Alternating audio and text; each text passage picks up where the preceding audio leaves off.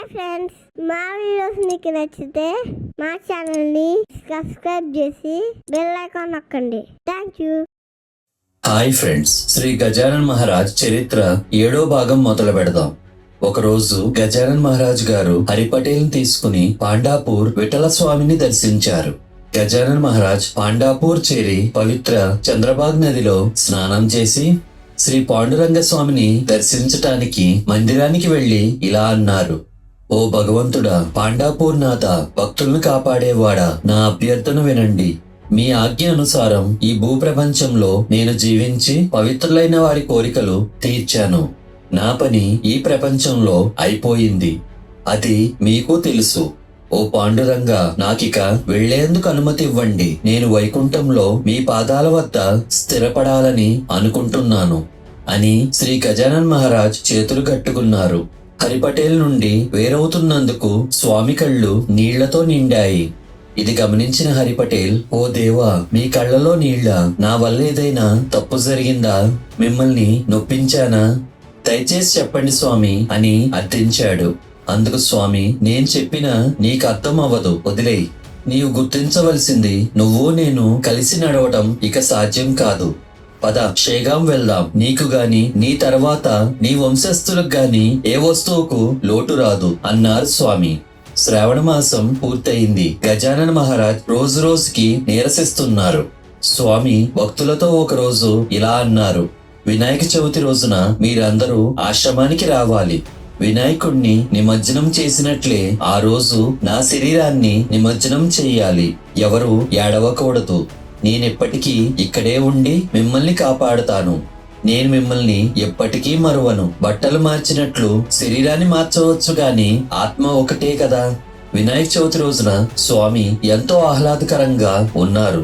మరుసటి రోజు బాల్బావు చెయ్యి పట్టుకుని తన పక్కన కూర్చోబెట్టుకుని ఇలా అన్నారు: నేను నిన్ను విడిచి వెళ్ళిపోయానని ఎప్పుడూ అనుకోకు.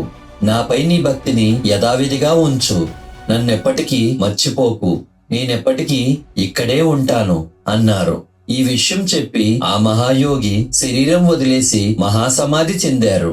ఈ వార్త వినగానే అన్ని గ్రామాల నుండి భక్తులు షేగాం చేరారు. స్వామి శరీరాన్ని చూసి అందరూ కన్నీళ్లు కార్చారు. గజానన్ మహారాజ్ గారి శరీరాన్ని అందంగా అలంకరించి రథం పైన రాత్రంతా ఊరేగించారు. అనేక వాద్యాలతో భజనలు పాడుతూ తులసి, బుక్క, గులాల్ పూలు స్వామివారి శరీరం మీద చల్లుతూ ఊరేగించారు. ఇలా రథం ఊరంతా తిరుగుతూ ఉదయానికి మఠం చేరింది. ఆయన శరీరాన్ని సమాధి స్థలానికి తీసుకుని వచ్చి రుద్రాభిషేకం జరిపించారు. పూజలు పూర్తి చేసి శ్రీ గజానన్ మానవ రూపంలో ఉన్న నారాయణకి జై అని అంటూ స్వామి ముఖం ఉత్తరం వైపు ఉంచి సమాధి చేశారు. 10 రోజుల పాటు వచ్చిన వారందరికీ అన్న సంతర్పణ జరిగింది. శ్రీ గజానన్ మహారాజ్ స్వామి మందిర నిర్మాణం మొదలై పనులు చకచకా సాగుతున్నాయి. ఒక పనివాడు రాళ్లు మోసుకుని 30 అడుగులు ఎక్కి అక్కడ పనిచేస్తున్న మేస్త్రికి రాళ్లు అందచేసి కిందకు వస్తున్నాడు. ఇలా చేసే క్రమంలో ఒకసారి ఆ రాళ్లు మేస్త్రికి అందచేసే సమయంలో కాలు జారి 30 అడుగుల ఎత్తు నుండి కిందకు పడ్డాడు. అందరూ అతను చనిపోయి ఉంటాడని బాధపడుతూ అతని శరీరం దగ్గరకు వెళ్లారు. తీరా చూస్తే అతను ఏమీ జరగనట్లు లెగిసి నుంచున్నాడు. ఇది ఎలా సాధ్యమని వారు అడగగా ఆ పనివాడు, నేను పడిపోతుండగా చివరి నిమిషంలో ఎవరో నా కాలు పట్టుకుని ఆపి సుతిమెత్తగా నేల మీదకి దింపారు అన్నాడు. అయితే ఆ పనివాడిని కాపాడిన వారు శ్రీ గజానన్ మహారాజ్ అయి ఉంటారని అందరూ ఆనందపడ్డారు.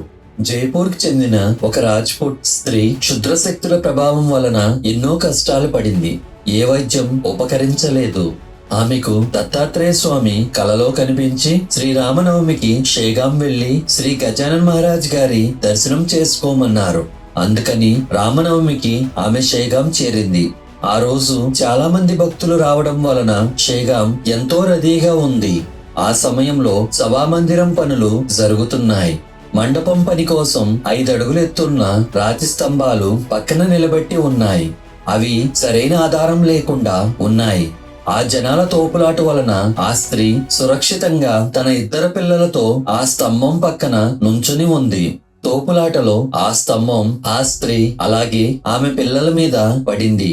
ఆ స్తంభం బరువుకు ఆమె చనిపోయి ఉంటుందని ప్రజలు భయపడి ఆ బరువైన స్తంభాన్ని ఎంతో ప్రయాసతో పైకి ఎత్తారు. కదులుతున్న ఆమెకు నీరు ఇచ్చి హాస్పిటల్లో చేర్చారు.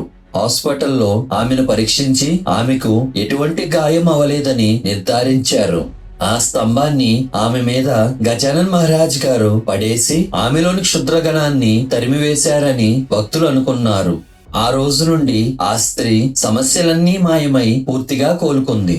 ఒకసారి రతన్ అనే గ్రామస్తుడి 1 సంవత్సరం పిల్లవాడు పాలు తాగడం మానేసి నీరసించసాగాడు. వైద్యులకు అతని పరిస్థితి అర్థం కావటం లేదు. ఎన్ని ఔషధాలు వాడినా ఎటువంటి మార్పు కనపడలేదు. తీవ్ర జ్వరం వచ్చి కాళ్ళు చేతులు చల్లబడసాగాయి. కళ్ళలో కాంతి తగ్గి పిల్లవాడు చావుకు దగ్గరగా వెళ్లసాగాడు. వెంటనే రతన్ పిల్లవాడిని తీసుకుని శ్రీ గజానన్ మహారాజ్ గారి సమాధి మందిరానికి వెళ్లి, స్వామి, నా పిల్లవాడిని కాపాడు అని వేడుకున్నాడు. పిల్లవాడు కోలుకుంటే 5 రూపాయలతో మిఠాయిలు కొని పంచుతానని మొక్కుకుని బాధపడసాగాడు. పిల్లవాడు కొంచెం సేపు తర్వాత కళ్ళు తెరిచి ఏడవసాగాడు. అది గమనించి అందరూ ఆశ్చర్యపోయారు. ఆ రోజు నుండి ఆ కుర్రవాడు పూర్తిగా కోలుకున్నాడు. రతన్ మొక్కిన విధంగానే మొక్కు తీర్చుకున్నాడు. శ్రీ గజానన్ మహారాజ్ శిష్యుడైన బాల్బౌ ఆ సంస్థానానికి అధ్యక్షుడయ్యాడు. కొంతకాలానికి బాల్బౌ శరీరాన్ని వదిలేశాడు. ఆ సమయంలో నారాయణ నందూర్లో ఉన్నాడు. అతని కలలో గజానన్ మహారాజ్ కనిపించి షేగాం వెళ్లి భక్తుల్ని కాపాడవలసిందిగా కోరారు. నారాయణ్ షేగాం వెళ్లి సంస్థాన బాధ్యతలను స్వీకరించాడు. ఇలా కొంతకాలం ఆయన సేవలు అందించి నారాయణ గారు శరీరాన్ని వదిలేశారు. కృష్ణాజీ కుమారుడైన రామచంద్ర శ్రీ గజానన్ మహారాజ్ గారి నిజమైన భక్తుడు. ఒకరోజు రామచంద్ర ఇంటికి ఒక సన్యాసి వచ్చి రామచంద్రని పిలిచి తినటానికి ఏమైనా ఉందా అని అడిగారు. రామచంద్ర ఆ సన్యాసి చూడటానికి శ్రీ గజానన్ మహారాజ్ గారిలా కనిపిస్తున్నారని, ఆయనే ఈ వేషంలో వచ్చారేమో అనుకుని అతను ఆ స్వామి చేయి పట్టుకుని ఇంటిలోకి తీసుకువెళ్లి ఒక ఆసనం మీద కూర్చోబెట్టి స్వామికి పాదపూజ చేసి చేతులు కట్టుకుని నుంచున్నాడు. అప్పుడు స్వామి ఇలా అన్నారు, ఓ కుర్రవాడా, ఒక విషయం చెప్పడానికి నేను ప్రత్యేకంగా ఈ రోజు ఇక్కడికి వచ్చాను. జాగ్రత్తగా విను. నీ అప్పుల గురించి చింతించకు. త్వరలో అవి చెల్లింపబడతాయి. నీ అప్పులు ఎండాకాలంలో ఎండిపోయిన గోదావరి నది వంటివి. వర్షం వంటి దైవం ఒక వాన కురిపిస్తే గోదావరి నది పొంగి కరువంతా ఒక వానతో తీరిపోతుంది. అలాగే వానలాంటి దైవదీవన వలన నీకు అభివృద్ధి వరదలాగా వస్తుంది. నేనెక్కడైతే భోజనం చేస్తానో ఆ ఇంట్లో దేనికి కరువు ఉండదు. నాకు తినటానికి స్వాదిష్టమైన భోజనం పళ్ళెం నిండా తీసుకురా. వీలైతే నాకు కొన్ని బట్టలు కూడా ఇవ్వు అన్నారు. రామచంద్ర పళ్ళెం నిండా కమ్మని భోజనం తెస్తే ఆ స్వామి సంతోషంగా అది తిన్నారు. రామచంద్ర ఆయనకు 5 రూపాయల దక్షిణ ఇవ్వబోతే, ఆ సాధు నాకు దక్షిణ వద్దు, శ్రీ గజానన్ మహారాజ్ గారి ఆశ్రమం యాజమాన్యం పని నిన్ను స్వీకరించమని అడగటానికి వచ్చాను. నువ్వు ఆ పని స్వీకరిస్తే అదే నా దక్షిణ. ప్రస్తుతం ఆ పనికి నీకంటే సమర్థుడు నాకు కనబడటం లేదు. నీవు ఆ పని స్వీకరిస్తే నీ భార్య అనారోగ్యం మాయమై ఆమె పూర్తిగా కోలుకుంటుంది. ఆశ్రమానికి అధికారిగా పనిచేయటం ఎంతో కష్టమైన పని. ఒక్కొక్కసారి సొంత వారే ఎదురు వస్తారు. మనసులో ఈర్ష్య పెట్టుకోకు, నిజాయితీగా నిలబడు. ఎప్పుడు రాజు శ్రేయస్సుకు భంగం కలిగే పని చెయ్యకు. సరైన యోగులను ఆదరిస్తూ దొంగ యోగులను దూరంగా ఉంచు. ఖర్చులనెప్పుడు నీ ఆదాయం పరిధిలో ఉండేటట్లు చూసుకో. ఆడంబరాలకు పోవద్దు. మీ పిల్లవాడిని పిలువు, నేనతనికి తాయెత్తు కడతాను. దాని వలన క్షుద్రశక్తులు అతని దరికి చేరవు. నేనెప్పుడు నీతోనే ఉంటానని గుర్తుంచుకో. అలా చెప్తూ అతని కుమారుడికి తాయెత్తు కట్టి బయటికి వెళ్లి మాయమైపోయారు. ఆ రోజు రాత్రి శ్రీ గజానన్ మహారాజ్ గారు అతని కలలో కనిపించి అతని అనుమానాలన్నీ తీర్చారు. ఇప్పటికీ కొల్చే భక్తులకు అండగా నిలబడి వారికి శ్రీ గజానన్ మహారాజ్ సహాయం చేస్తారని భక్తుల నమ్మకం. వీలైతే షేగాం దర్శించండి. షేగాం మహారాష్ట్రలో ఉంది. గూగుల్ చేస్తే డీటెయిల్స్ దొరుకుతాయి. మళ్ళీ ఇంకొక యోగి చరిత్రతో కలుద్దాం. Bye friends.